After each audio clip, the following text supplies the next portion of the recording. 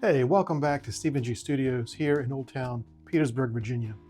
So it's time for episode 7. I'm glad you're back.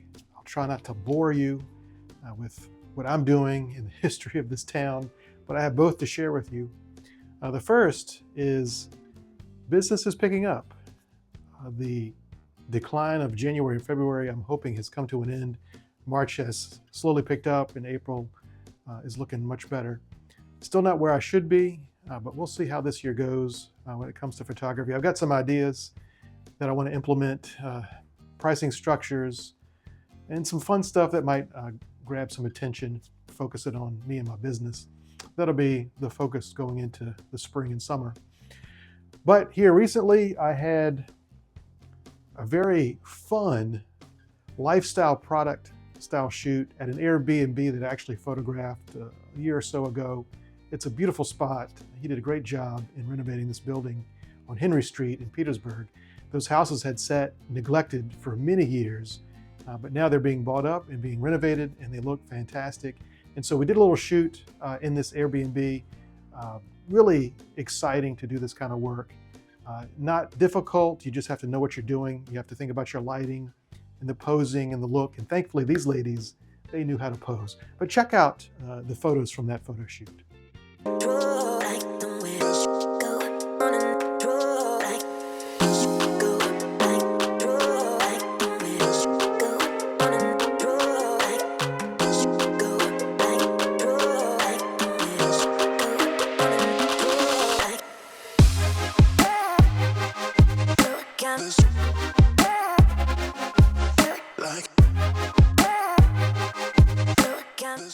I've also got a real estate shoot coming up, which I'm excited for. I love real estate. If I could only do real estate, I might just do that. It's just a very enjoyable type of photography. I love architecture, so of course I enjoy real estate photography. And you don't have to pose people, which can be sometimes very difficult and sometimes super easy. It just depends on the individual.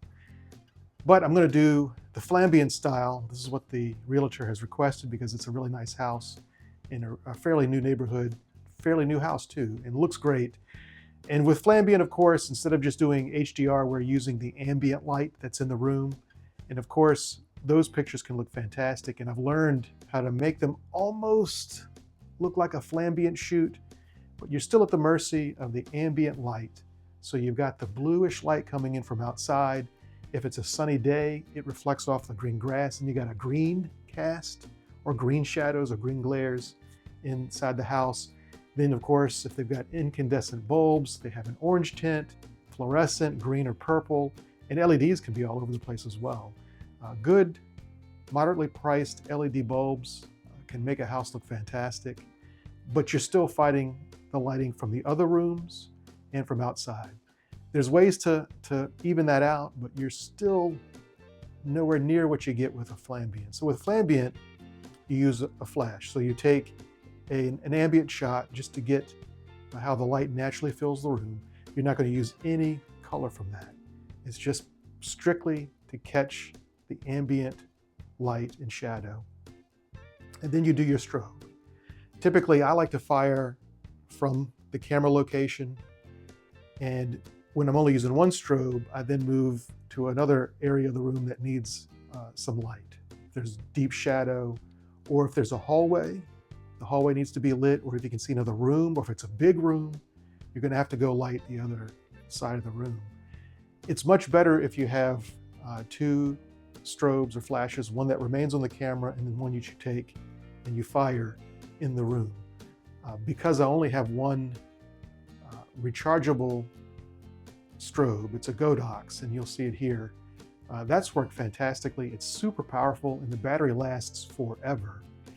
The other thing I'm going to do this time, though, because I'd like to make the post-processing a little bit easier, less time-consuming, is I'm going to use my Canon strobes, my Canon flashes.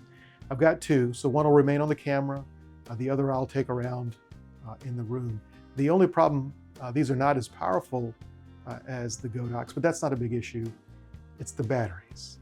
So it can eat through some batteries, and then as it gets warm, it takes longer for it to recharge. and it kind of slows down the process. And they can be finicky in staying connected as you move around the room. So that could eat up some time on the front end, but save some time on the back end. That's always the struggle. The HDR photos, super fast on the front end, taking the photos, much slower, at least for me. I think I'm too much of a perfectionist for the real estate photos for the HDR. The other thing with Flambient is you do window pulls. So you fire the flash at the window, but you expose for outdoors. So then you can paint in the outdoors, and it looks a lot more natural than some of the more Photoshoppy ways to try to get the lights in there. It can be difficult because you've got light coming from outside, you got to deal with the light coming from inside. In HDR, you can do this, you can expose for outside, but then the windowsill is dark. So if they have blinds, it just looks weird because they're dark. The blinds almost are black compared to the outdoors.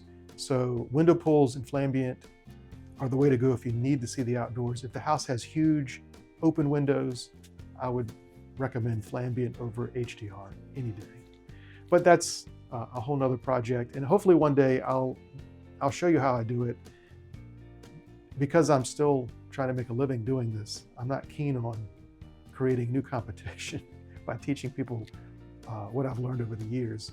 Maybe later, as I retire, I'll be happy to do that. And there's tons of photographers on YouTube that will show you every step of the way in shooting real estate, whether HDR or Flambient. So if you're interested, I'm sure you can find that on YouTube. There's one more thing I want to talk about. I did a photo shoot here in the studio, a portrait session with a wonderful lady that lives here in Petersburg. And she wanted a black backdrop. And I have backdrops. In fact, I've made my own, painted my own backdrops. In something, I've learned something over the years when it comes to backdrops. Let me explain, follow me. So the other thing that I want to talk about are when you use backdrops in your portrait photography. When I started early on, my big goal was to make the backdrop disappear. If it was black, it was solid black, no texture, no folds in the backdrop. Same for white, which is why I have the cyclorama. I'll show you a picture of it now since I have these backdrops up. But the cyclorama allows you, if you light it properly, there is no background. It just completely disappears. The curve in the floor, no shadows, which is why I did that. And I think that looks great. And I like doing those kind of photo shoots, but a backdrop can add a whole nother element to the photo. And so what I've learned, this is what I've come to understand, at least in my viewpoint, if you're going to use a backdrop, make it work in the photo. So make it play its part in the photo.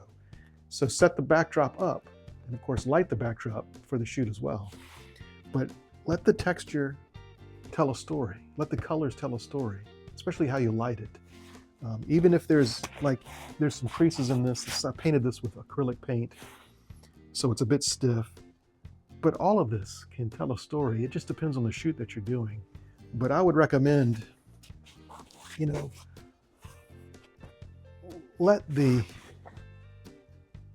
backdrop play its part. Make it sing. Make it show itself off. Make it add to the portrait. And if you have your own custom backdrops, that's even more important because you're kind of selling that you have some unique tools for your photos that you can attract customers. These are a bit on the bright side in the gold, of course. Not my particular style, but these are for graduation photos. So you've got quite a few schools in the area, and so I've got blue, green, and I've got a red one. Covers all the school colors in the area in which I operate. And so that's kind of why I did that. And I thought the gold just added something to it. And of course the tassels many times are gold. And so it just kind of, in my mind, fit together. But that's my lesson for portraiture. If you're going to use backdrops, use them with a purpose. Make them play their part in your photos.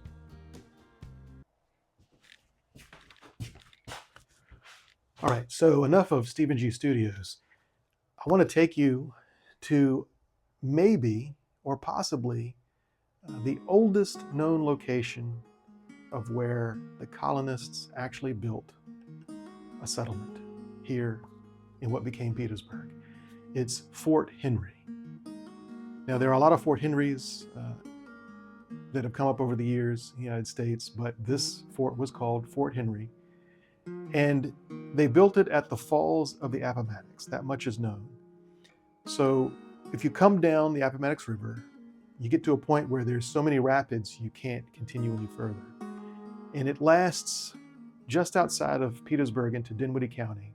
And so that led, because a lot of tobacco and farming products would come from Farmville and come up the river, and then they couldn't go any further because of the falls. So they built a canal into the city. That's another topic that I'm definitely going to share with you, and it's quite extensive in terms of what we can talk about, what we can see, because there's a lot still left of that canal system that they built to come into Petersburg. But at about where that canal ended, so they would come down the canal, and then they would come to a basin where they would offload the supplies or the products that they're selling, and then take on new stuff and take it back towards Farmville.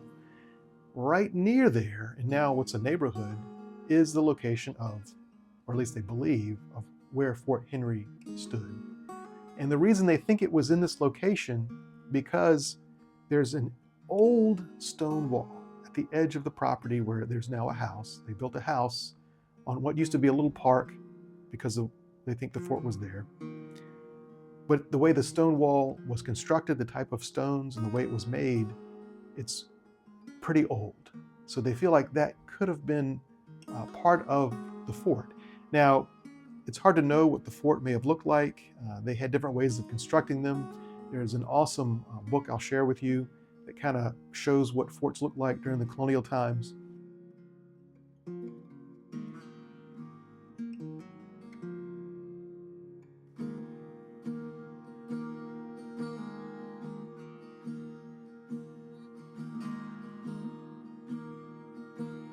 But they're drawings, and I'll show you one now. This is one that they think it could have looked like this. And they put it here because in 1622, the Native Americans attacked the colonists and killed quite a few of them. And so they decided, the colonists, that they needed a little bit more of a military presence in the area to try to prevent that kind of thing from happening again. There was also a lot of exploring and a lot of trading with the Native Americans. So they built Fort Henry because of the river and because of the trading with the Native Americans, and then with the explorers heading off into the western parts of Virginia to explore and even bring back furs and other things that were very much sought after during that time period. So I'm going to take you to this location, and I'm going to show you where that stone wall is. I've also got pictures of a plaque that was actually mounted on the front of the house, showing that this is the site of Fort Henry. And there's a historical marker on Washington Street pointing to that location as well. So we're going to go with that as being the spot. And they built it there because it was a higher location up from the river. And historians feel like if they came under attack or they had to get out of the fort, they could get down to the river and get out of there. And so that's why it was at the falls. They still wanted access to boats on the river. And certainly from that location, you can see the river and areas around about. And so I'm going to take you there. I have no doubt I will get distracted along the way. There's a lot of interesting history, both old and a little bit more modern in the last 50 years or so that I'm sure I'll share with you as we go. And I'll share photos. I've got so many photos of interesting things around Petersburg, and I'll share those with you as well. And hopefully I'll remember to do a little photo walk during this outing and to show you Fort Henry. So come on along. Let's go check out some ancient history here in Petersburg, Virginia. Do I look dorky enough? Yes!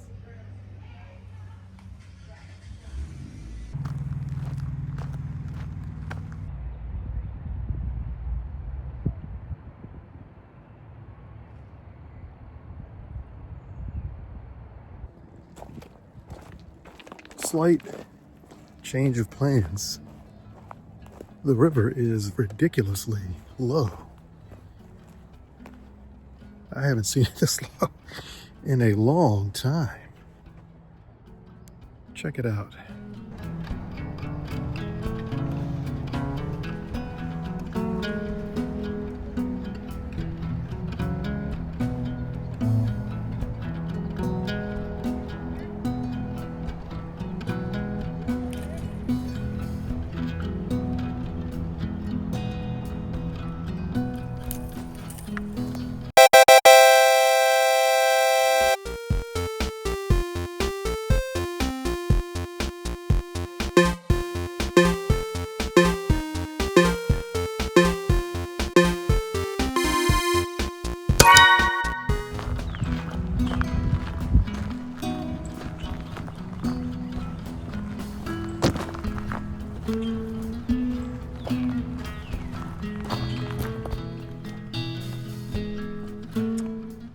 So right here is where the trolley line headed to Richmond. You can see where the trestle across. But the trolley line, this is it, straight to Richmond. Another curiosity I have is if there's anything left of that line, ballast, trestles over creeks. I don't know how that would be explored, but it would be fascinating.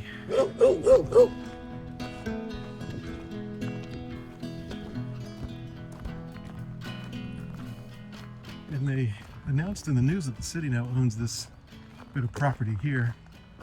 This was one of the, I guess one of the main power generators for the city back in the day, when they used water to power the generators that supplied electricity to the city.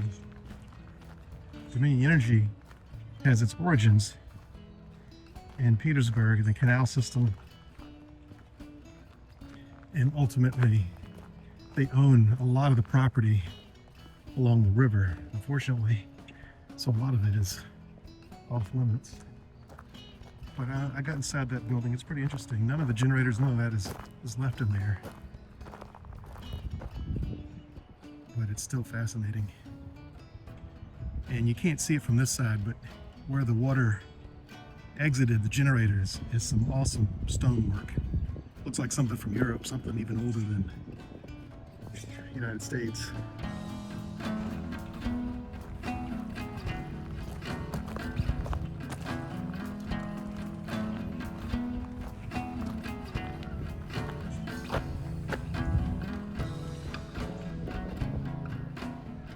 This is Patton Park. Popular little spot for fishing.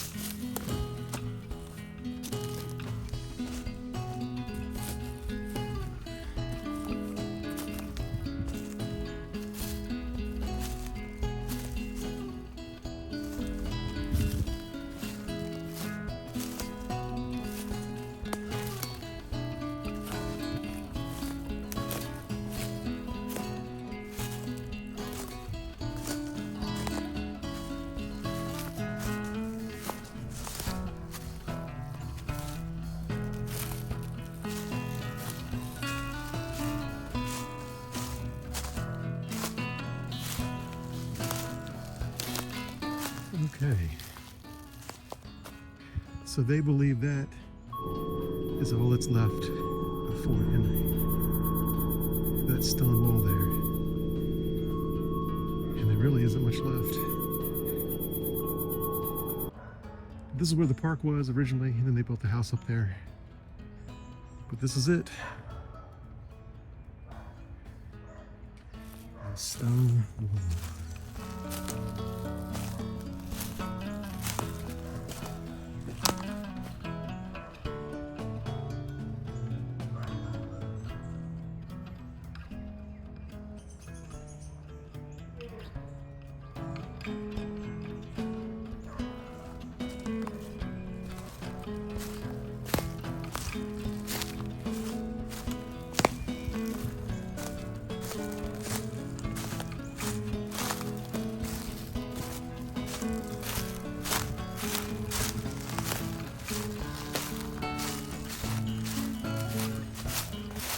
Of course, there's Lake Chasm, where they built a dam and created a lake. So, you know, this could have all been under the river back in the 1600s. The shoreline has definitely been altered by man and simple flooding and erosion. The river's right, you can hear it. It's right on the other side of the tracks.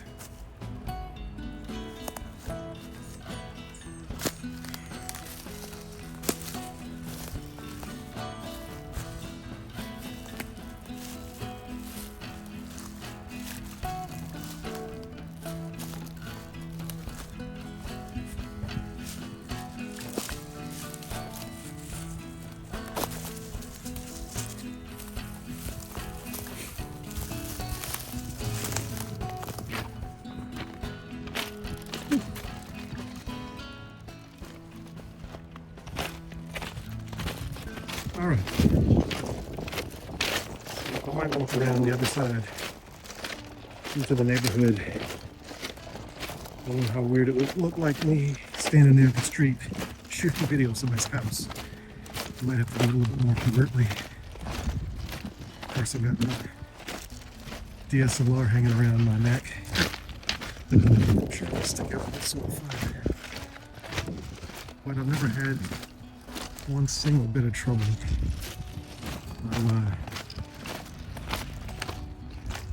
Decade plus of Photowalks.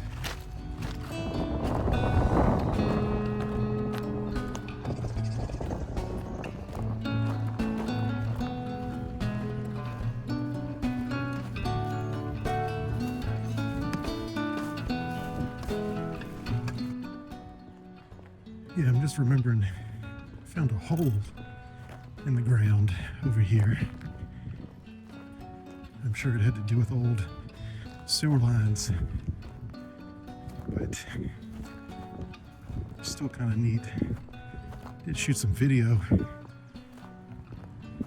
of that years ago, back when I shot video and I wasn't sure what to do with it.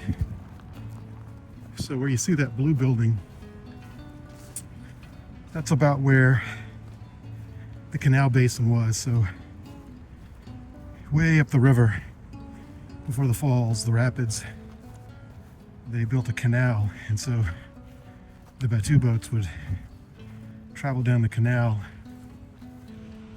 and there were tolls on the canal too.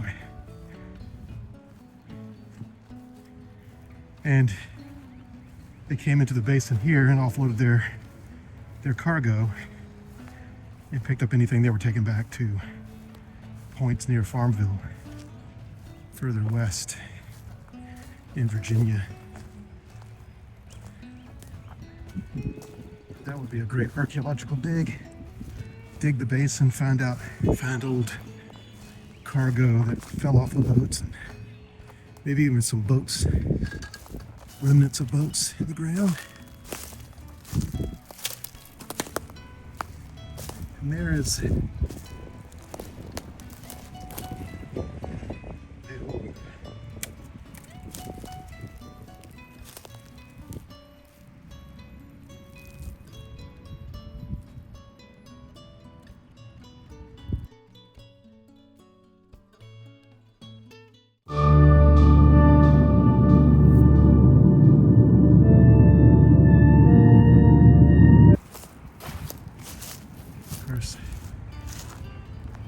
is where train trestle was. Now long gone.